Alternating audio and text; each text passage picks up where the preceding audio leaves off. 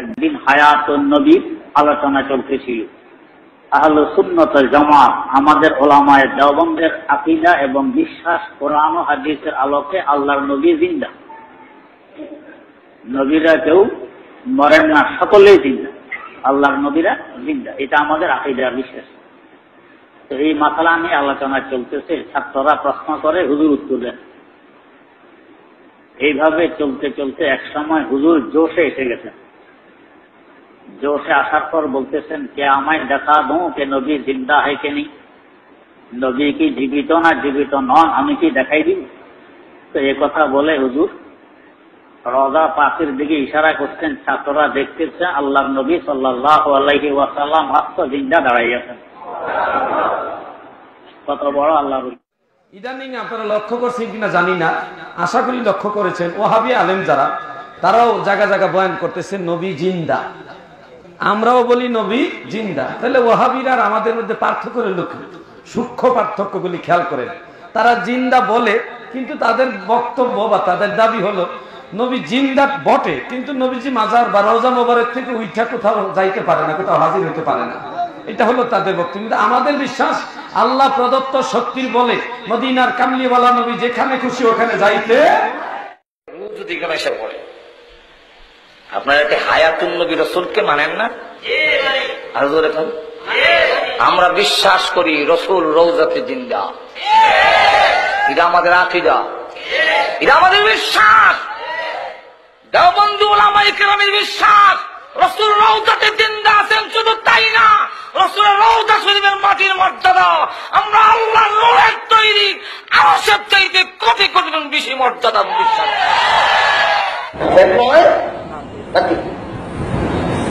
কাজেই যে সমস্ত লামাযহাবীরা হায়াতুন নবীর আকীদা বিশ্বাস করে না, নবীর রওজা শরীফের কাছে গিয়ে নবীকে উদ্দেশ্য করে কোনো কথা বললে, নবীর কাছে কিছু চাইলে বলে শিরিক। এই শিরিক বলে ফতোয়াবাজি করা এই চরমপন্থী লামাযহাবীদের কুস্বভাবে পরিণত হয়। মরা রাসূলের কাছে তুমি কি চাও? আল্লাহ হইলেন জিন্দা, যা চাইতেন আল্লাহর কাছে চাও। এইটা হইল এদের ভ্রান্ত মতবাদ। আমরা রওজা শরীফে গিয়া রাসূলের কাছে যা কিছু চা বুঝে থাকলে বলুন, মরা রাসূলের কাছে চাই না জিন্দা রাসূলের কাছে চাই? এই হইল আহলে সুন্নাত ওয়াল জামাত। যে নবী সাল্লাল্লাহু আলাইহি সাল্লামের ইন্তেকালের পরে যে বারজাখী জীবনের হায়াত, এটাও দুনিয়ার মতোই হায়াত। এরকম কিছু আকীদা আমাদের দেশের কোন কোন ভাই বোন পোষণ করে থাকেন। এই আকীদার ব্যাপারে কোন ধরনের কোরআন সুন্নাহ সাহাবীদের কোন আমাল কোন কাউলের মাধ্যমে এই কথা প্রমাণিত হয় নাই। এটাও একটা জাল হাদিস, এটাও একটা মিথ্যা কথা। নবী সাল্লাল্লাহু আলাইহি সাল্লামের ইন্তেকাল, নবী সাল্লাল্লাহু আলাইহি সাল্লামের মৃত্যু হয়েছে। নবী সাল্লাল্লাহু আলাইহি সাল্লামের মৃত্যুর পরে যে হায়াতটা, এই হায়াতটার নাম কি? বারজাখী জীবনের হায়াত। বারজাখী জীবনের হায়াত সবার আছে, নবী রাসূলদেরও আছে, শহীদদেরও আছে, সিদ্দিকীনদেরও আছে, সালেহিনদেরও আছে, সবারই আছে।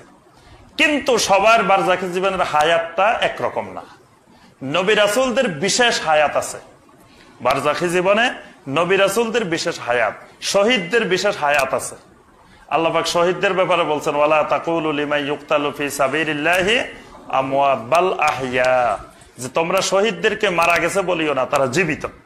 তারা তো বারজাখী জীবনে তাদের একটা বিশেষ হায়াত আছে। ঠিক আম্বিয়া আলাইহিমুস সালামের সকল নবী রাসূলদেরও বারজাখী জীবনে একটা বিশেষ হায়াত আছে। এই বারজাখী জীবনের হায়াতে নবী রাসূলেরা অনেকগুলো এখানে হাদিস আছে, আমরা দেখব যে বারজাখী জীবনের যে হায়াত, নবী রাসূলেরা বিভিন্ন জায়গায় যেতে পারেন। যেমন মেরাজের রাত্রে সব নবীদেরকে আল্লাহ পাক কোথায় নিয়ে আসছেন? মসজিদে আকসায়। তো নবী রাসূলেরা তো অনেক আগে ইন্তেকাল করছেন, অথচ আল্লাহ পাক তাদেরকে সেখানে আসছেন এবং নামাজও পড়ছেন। নবী রাসূলেরা হজ করেন, উমরা করেন, তাওয়াফ করেন ইন্তেকালের পরে বারজাখী জীবনের হায়াতে। তারপরে আপনার নবী রাসূলেরা এই যে আসমানের বিভিন্ন জায়গায় নবী সাল্লাল্লাহু আলাইহি ওয়াসাল্লামের সাথে নবী রাসূলদের সাথে দেখা হয়েছে, প্রথম আসমানে, দ্বিতীয় আসমানে, তৃতীয় আসমানে, চতুর্থ আসমানে। তাহলে বোঝা যায় ইন্তেকালের পরেও নবী রাসূলেরা বিভিন্ন জায়গায় আল্লাহ পাক তাদেরকে যেখানে নিয়ে যান সেখানে যান। তাহলে নবী রাসূলদের একটা বিশেষ হায়াত আছে, তবে সেই হায়াতটা দুনিয়ার হায়াতের মতো না, সেটা বারজাখী জীবনের বিশেষ হায়াত। যদি দুনিয়ার মতোই হইতো, নবী সাল্লাল্লাহু আলাইহি ওয়াসাল্লামের ইন্তেকাল হয়েছে, খলিফা নির্বাচন করবে, খলিফা তো রাসূলুল্লাহ কে হবে, রাসূল সাল্লাল্লাহু আলাইহি ওয়াসাল্লামের খলিফা কে হবে, এটা নিয়ে দীর্ঘ সময় গেছে। এই ফয়সালা করতে নবী সাল্লাল্লাহু আলাইহি ওয়াসাল্লামের কিন্তু আপনার দাফন করতে দেরি হয়েছে, খলিফা কে হবে, খলিফা নিয়ে। তো নবী সাল্লাল্লাহু আলাইহি ওয়াসাল্লাম যদি দুনিয়ার হায়াতের মতোই জীবিত হইতেন, তো নবী সাল্লাল্লাহু আলাইহি ওয়াসাল্লাম বলে দিলে হইতো না, এই তোমরা এত কিছু করো কেন, আবু বকর খলিফা হবে, এটা বলে দিতে পারতেন না? তো নবী সাল্লাল্লাহু আলাইহি ওয়াসাল্লামের সামনে সাহাবীরা এটা নিয়ে আপনার পরামর্শ করতেছে, আলোচনা করতেছে কে খলিফা হবে, নবী সাল্লাল্লাহু আলাইহি ওয়াসাল্লামের দাফন কাফন দেরি হয়ে যাচ্ছে, তারপরেও নবী সাল্লাল্লাহু আলাইহি ওয়াসাল্লাম কিছু বললেন না তাদেরকে যে অমুকের খলিফা বানাও, এরকম কোন নির্দেশনা নবী সাল্লাল্লাহু আলাইহি ওয়াসাল্লাম দেন নাই। তারপরে নবী সাল্লাল্লাহু আলাইহি ওয়াসাল্লামকে গোসল কেমনে করাইবেন, কাপড় খুলবেন কি খুলবেন না, এটা নিয়ে সাহাবায়ে কেরামের মধ্যে দ্বন্দ্ব, কিন্তু নবী সাল্লাল্লাহু আলাইহি ওয়াসাল্লাম কোনো ঘোষণা দিলেন না, এই আমি কি মরছি নাকি, আমার গোসল করাইবা কেন, এরকম কোন কথাও নবী সাল্লাল্লাহু আলাইহি ওয়াসাল্লাম বলেন নাই। অথবা তোমরা এইভাবে করো, এরকম কোন সিদ্ধান্ত নবী সাল্লাল্লাহু আলাইহি ওয়াসাল্লাম দেন নাই। তারপরে আবু বকরের খেলাফত আমলে কত রকমের সমস্যা, বন্ড নবীদের সমস্যা, যাকাত অস্বীকারীর সমস্যা, অসংখ্য সমস্যা আবু বকর রাদিয়াল্লাহু আনহু পড়ছেন, কিন্তু নবী সাল্লাল্লাহু আলাইহি ওয়াসাল্লাম একবারও কোনো সমাধান দেন নাই। আলী রাদিয়াল্লাহু আনহুর খেলাফত কালে মুসলিমে সাহাবারা যুদ্ধ করে মারামারি করে কতজন মারা গেলেন, কিন্তু নবী সাল্লাল্লাহু আলাইহি ওয়াসাল্লাম কোনো সমাধান দিলেন। আয়েশা রাদিয়াল্লাহু আনহা নবী সাল্লাল্লাহু আলাইহি ওয়াসাল্লামের কবরের পাশ থেকে যুদ্ধ করার জন্য বের হয়েছেন, কার সাথে? আলী রাদিয়াল্লাহু আনহুর সাথে। নবী সাল্লাল্লাহু আলাইহি ওয়াসাল্লাম একটা ধমক দিয়ে তো থামাই দিতে পারতেন, কবরের থেকে আমাদের দেশের ওলিয়া উলিয়াদের জন্য হাত বাইর করে দেন, নবী সাল্লাল্লাহু আলাইহি ওয়াসাল্লাম হাত বাইর করে দিয়ে মুসাফাও করে।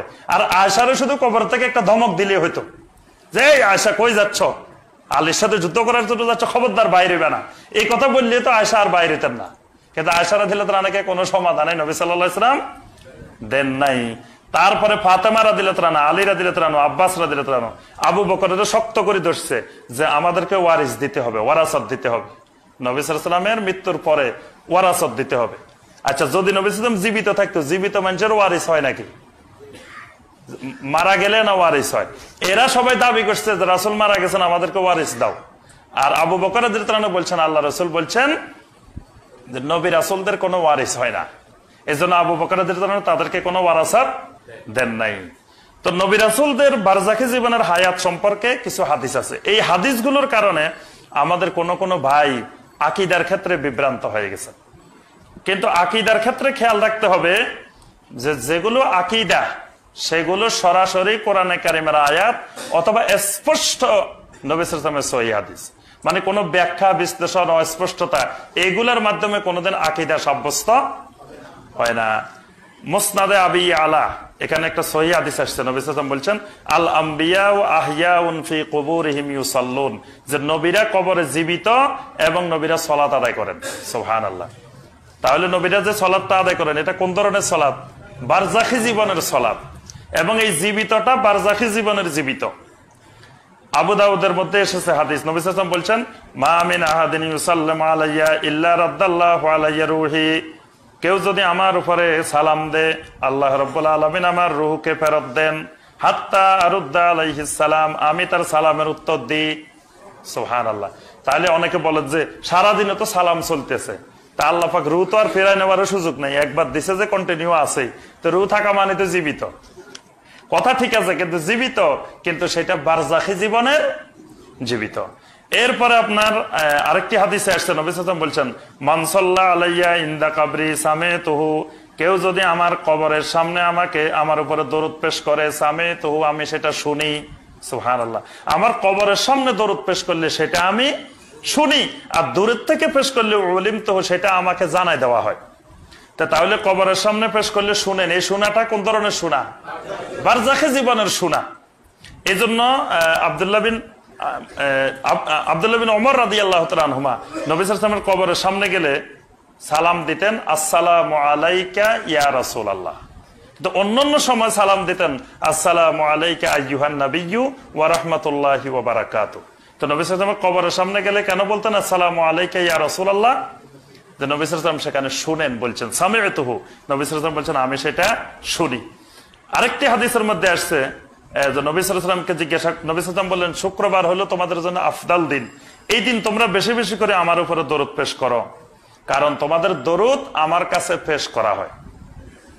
তো সাহাবায়ে কেরাম জিজ্ঞাসা করলেন, ইয়া রাসূলুল্লাহ, আপনার কাছে দরুদ কিভাবে পেশ করা হয়?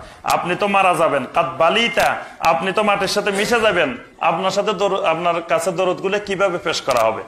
তখন নবী সাল্লাল্লাহু আলাইহি ওয়াসাল্লাম বললেন, ইন্নাল্লাহা আযজা ওয়া জাল্লা কাদ হাররামা আলাল আরদি আন তাকুলা জাসাদাল আমবিয়া আলাইহিমুস সালাম। আল্লাহ রাব্বুল আলামিন জমিনের উপরে হারাম করে দিয়েছেন, জমিন কখনো নবী রাসূলদের শরীর ভক্ষণ করতে পারবে না। সুবহানাল্লাহ। কোন নবী রাসূলের শরীর জমিন কখনো ভক্ষণ করবে না। নবী রাসূলদের শরীরটা জমিনে একবারে অক্ষত অবস্থায় যেভাবে দাফন করবে, এইভাবেই কিয়ামত পর্যন্ত বিদ্যমান থাকবে। জমিন নবী রাসূলদের শরীর খাবে না। তো তাহলে নবী রাসূলদের শরীর ঠিক আছে, কিন্তু যে হায়াত, যে শোনা, যেই সালাত আদায় করা, এগুলো সব বারজাখী জীবনে। যদি জাগতিক জীবনের হইতো তো নবী সাল্লাল্লাহু আলাইহি ওয়াসাল্লামের ইন্তেকালের পরে সাহাবীদের সাথে দেখা হইতো, কিন্তু কোন সাহাবী বলেন নাই যে আমরা নবী সাল্লাল্লাহু আলাইহি ওয়াসাল্লামকে দেখছি, বা আমাদের সাথে অমুক বাজারে নবী সাল্লাল্লাহু আলাইহি ওয়াসাল্লামের দেখা হয়েছে। আমাদের এখানে নদ্দা বাজারেও নবী সাল্লাল্লাহু আলাইহি ওয়াসাল্লামের সাথে দেখা হয় অনেকের। একদিন একজন আসি বলছে যে নদ্দা বাজারে, আমার কাছে বলছে যে নদ্দা বাজারে নবী সাল্লাল্লাহু আলাইহি ওয়াসাল্লামকেও দেখছে, আবু বকরকেও দেখছে।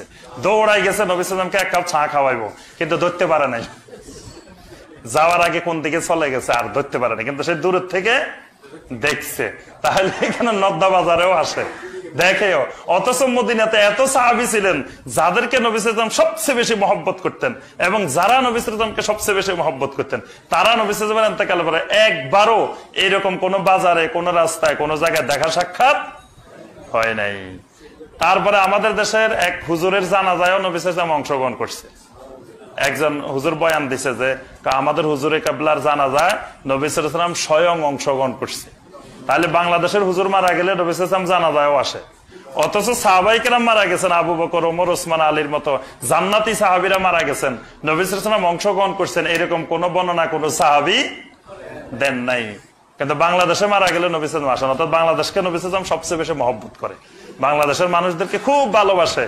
কিন্তু এত ভালোবাসা নবী সাল্লাল্লাহু আলাইহি ওয়াসাল্লাম সাহাবায়ে কেরামকেও ভালোবাসতেন না, যা নবী সাল্লাল্লাহু আলাইহি ওয়াসাল্লাম আমাদেরকে ভালোবাসে। অর্থাৎ এইগুলো আমরা এতক্ষণ পর্যন্ত যে এই কথাগুলো শুনলাম, যে এর মাধ্যমে বোঝা যায় যে নবী সাল্লাল্লাহু আলাইহি ওয়াসাল্লামের ইন্তেকাল পরবর্তী হায়াতটা বারজাখী হায়াত, এটা জাগতিক জীবনের হায়াত নয়। আল্লাহ সুবহানাহু ওয়া তাআলা আমাদের সবাইকে যাবতীয় মিথ্যা জাল হাদিস থেকে আল্লাহ পাক আমাদেরকে হেফাজত করুন। হায়াতুন নবী সেটা হলো রাসূলুল্লাহ সাল্লাম একটাই সহিহ হাদিস আছে যে আল আম্বিয়াউ আহিয়াউন ফি কুবুরিহিম ইউসাল্লুন, নবীরা কবরে জীবিত থাকেন, সালাত আদায় করেন। এছাড়া আম্বিয়াদের ক্ষেত্রে আর তেমন কোন হাদিস নেই। আমাদের রাসূল সাল্লাল্লাহু আলাইহি ওয়াসাল্লামের ক্ষেত্রে আছে, তিনি যখন কেউ সালাম দেয় আল্লাহ তার রূহ ফিরিয়ে দেন, তিনি উত্তর দেন। কবরে তার লাশ, নবীদের লাশ পচবে না, যে কেউ দরুদ ও সালাম পড়লে রাসূল সাল্লাল্লাহু আলাইহি ওয়াসাল্লামকে পৌঁছানো হবে, তিনি জবাব দেবেন, দোয়া করবেন। এগুলো হলো সহিহ হাদিসে তার হায়াতের। এখানে বাড়াবাড়িটা হয় উভয় পক্ষে, বাড়াবাড়িটা হয় শহীদদের হায়াত। কোরআনে আছে না নেই? কোরআনে আল্লাহ বলেছেন ওয়ালা তাকুলু লিমাই আমওয়াতুন বাল, কাজেই আমরা তো কোন শহীদকে মৃত বলতে পারবো না। বঙ্গবন্ধুকে মৃত বলা যাবে না, জিয়াউর রহমানকে মৃত বলা যাবে না, হ্যাঁ, কোন শহীদকে তো মৃত বলা। আল্লাহ কোরআনে নাজেজ করছেন হারাম, ওয়ালা তাকুলু লিমাই ইউকতালু ফি সাবিলিল্লাহি আমওয়াত, মৃত বলো না, বাল আহিয়া। আবার বলছেন ইনদা রাব্বিহিম ইউরযাকুন, রেজেকও আসছে, রাত দিন বিরিয়ানি পোলালে খাচ্ছে সবাই। হামজা মারা গেছেন তো বলা যাবে না, কোরআন বিরোধী কথা। যেখানে কোরআনে এইভাবে বলার পরও আমরা বলছি তারা মারা গেছেন, তাদের বউদের বিয়ে দিয়ে দিছি, তাদের সম্পত্তি বন্টন করে দিছি, সেখানে নবীদের ব্যাপারে কোরআনে কিছুই নেই, হাদিসে শুধু এইটুক বলা হয়েছে। এই হায়াতটা হলো বারজাখী, আখিরাতের হায়াত। আল্লাহ তাআলা শহীদদের, নবীদের আখিরাতের হায়াত দিয়েছেন, তার ব্যাপারে যতটুকু জানি ওইটুকু, এর বাইরে কিয়াস দিয়ে যুক্তি দিয়ে বলা যাবে না। শহীদরা যেহেতু জীবিত, কাজেই তাদের কবরের পাশে বাড়িঘর করে দিয়ে আসতে হবে, ঠিক না? হ্যাঁ, বাথরুম টাথরুম বানিয়ে দিয়ে আসতে হবে নাকি? এই জন্য হায়াতুল আম্বিয়া ফি কুবুরিহিম যতটুকু নস আসছে ওইটুকু, যে তারা সালাত আদায় করেন, দরুদ সালাম পড়লে শোনেন, এইটুকু। চাইতে পারি, অসুবিধা নেই। দ্বিতীয় যে বিষয় আপনি প্রশ্ন করেছিলেন যে আল্লাহ ছাড়া অন্যের কাছে দোয়া চাওয়া, একটা হলো আল্লাহ ছাড়া অন্যের কাউকে আবেদন করা যে আল্লাহর কাছে আপনি আমার জন্য একটু দোয়া চান। এটা দু ধরনের, একটা হলো জীবিত কারোর কাছে দোয়া চাওয়া, এটা বৈধ। আর একটা মৃত কারোর কাছে দোয়া চাওয়া, এটা সম্পূর্ণ অবৈধ। দুটো কারণে। আমাদের দেশে একটা প্রচলিত কথা আছে যে অলিগণ মরেন না, আউলিয়া আল্লাহ লা ইয়ামুতুন। এটা হাদিস নয়, এটা কোনো হাদিসের কিতাবে কোথাও নেই, এবং মুহাদ্দিসিনগণ নিশ্চিত করেছেন যে এটা জাল এবং বানোয়াট কথা। আল্লামা রুহুল আমিন আমাদের ভারতের ফুরফুরা শরীফের খুব প্রসিদ্ধ আলেম, তিনি তার বইয়ে লিখেছেন যে এটা শুধু জালই নয়, এটা কোরআনের সাথে কন্ট্রাডিক্টরি, সাংঘর্ষিক। আল্লাহ কোরআনে বলেছেন ইন্নাকা মাইয়াতুন ওয়া ইন্নাহুম মাইয়াতুন, আপনিও মৃত্যুবরণ করবেন, সবাই মৃত্যুবরণ করবে। কাজেই এছাড়া রাসূল পাক সাল্লাল্লাহু আলাইহি ওয়াসাল্লাম সাহাবীগণ নবীজির জীবদ্দশায় তার কাছে দোয়া চেতেন সব সময়, কিন্তু তার ওফাতের পরে কোন সাহাবী, খলিফা আবু বকর এত বিপদে, ওমর এত বিপদে, আলী এত বিপদে, ওসমান বিপদে, রাষ্ট্র পরিচালনা কেউ দলগতভাবে অথবা ব্যক্তিগতভাবে রওজা শরীফে যে রাসূল পাক সাল্লাল্লাহু আলাইহি ওয়াসাল্লামকে দোয়া চেয়েছেন আনুষ্ঠানিকভাবে অথবা ইনফিরাদিভাবে করতেও পাবেন না। দোয়া চাওয়া বলতে ইয়া রাসূলুল্লাহ আপনি আমার অমুক চাহিদা দোয়া করেন, এটাও চান, আমার অমুক চাহিদা মিটিয়ে দেন, এটা তো নাই। এটা তোমরা দ্বিতীয় পর্যায়ে আসবে। একটা হলো ইয়া জীবিত একজন মানুষের হুজুর আমার জন্য দোয়া করেন, এটা বৈধ।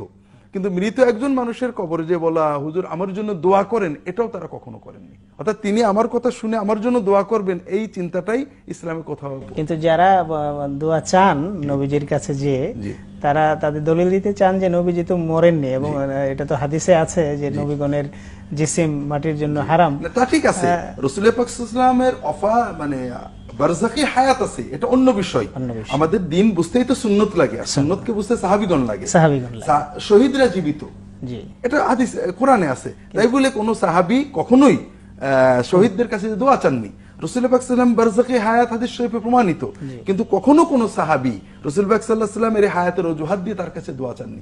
জীবিত অবস্থায় তারা সবাই দোয়া চেয়েছেন, কোনো চাহিদা মিটাবার আবেদন করেননি। দুই নম্বর কথা, এই আল্লাহ গায়রুল্লাহর কাছে দোয়া চাওয়ার দ্বিতীয় যেটা পর্যায়, সেটা তার কাছে আবেদন জানানো।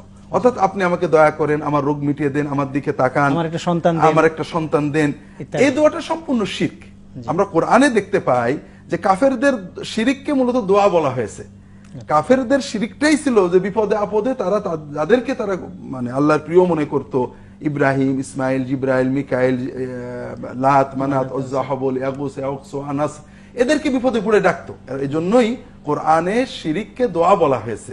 কাজেই আল্লাহ ছাড়া কাউকে বিপদ কাটিয়ে দিতে পারেন এরকম চিন্তা করা বা বিপদে পড়ে তার কাছে আবদার করা, এটা শিরক। অর্থাৎ এটাকেই যখন থেকে মুসলিম সমাজে এটা তৈরি হয়েছে, তখন থেকে মুসলিম উম্মার প্রাজ্ঞ আলেমগণ এটাকে শিরক বলেছেন। শাহ ওলিউল্লাহ মুহাদ্দিদ দেহলভী, শাহ আব্দুল আজিজ মুহাদ্দিদ দেহলভী, সৈয়দ আহমদ বেরেলভী বা অন্য সকল আলেম বাড়ি লিখেছেন আল্লাহ ছাড়া কারোর কাছে সাহায্য চাওয়া, গায়েবী সাহায্য চাওয়াটা দুই রকমের। একটা লৌকিক, আপনি মানুষের কাছে একটা বিষয় চাচ্ছেন যে মানুষ ওটা পারে, ওটাও হাদিসে বলা হয়েছে আল্লাহ ছাড়া কারোর কাছে চাইবে না। সাল্লাল্লাহু কুল্লা শাইইন হাত্তা শিসা ইদান খাতা হাত্তাল মিলহ, তোমরা সবকিছু আল্লাহর কাছে চাইবে, মানুষের কাছে নয়। তোমার জুতার ফিতা ছিঁড়ে গেলে আল্লাহকে বলো, তোমার লবণের অভাব হলে আল্লাহকে বলো। আল্লাহ না দিলে কেউ দিতে পারে না, আল্লাহ দিলে কেউ ঠেকাতে পারে না। এই লৌকিক বিষয়গুলো মানুষের কাছে চাওয়া যায়, তারপরেও আল্লাহ পছন্দ করেন যে সেটা মানুষ তার কাছে চাক। আর যেটা অলৌকিক, কারোর কোনো অলৌকিক ক্ষমতা আছে বা কেউ আমাকে বিপদ কাটিয়ে দিতে পারে, এই চিন্তা চেতনা এবং এই চিন্তায় কাউকে ডাকা, কারোর কাছে সাহায্য চাওয়া, এটা সম্পূর্ণ শিরক। রাসূল পাক সাল্লাল্লাহু আলাইহি ওয়াসাল্লাম